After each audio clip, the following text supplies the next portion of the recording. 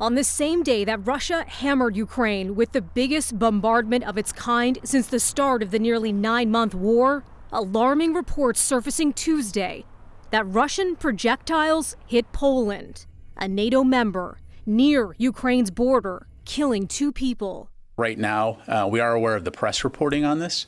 We have no information at this time to corroborate those reports, but again, are taking them seriously and looking into them. Carefully worded reaction from the Pentagon, shortly after the Polish Prime Minister called an urgent national security and defense meeting.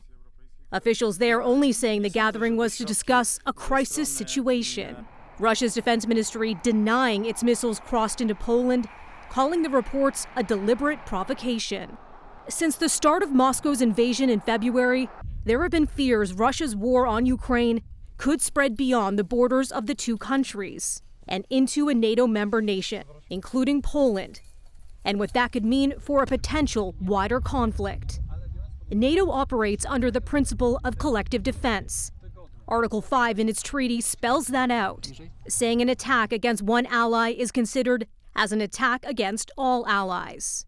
It's not clear how NATO would respond if the reported strikes on Poland are confirmed, and whether or not intent will be taken into consideration, with the possibility the blasts were the result of a battlefield mistake. But back in February, U.S. President Joe Biden warned, "We want to send an unmistakable message, though, that the United States, together with our allies, will defend every inch of NATO territory and abide by the commitments we made to NATO."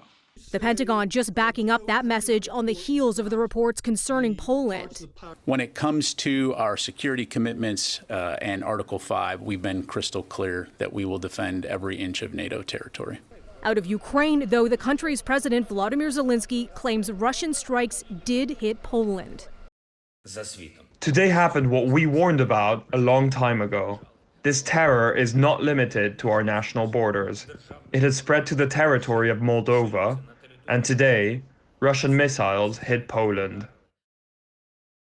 Now, NATO is said to be monitoring the situation closely. Canada, of course, a member of NATO.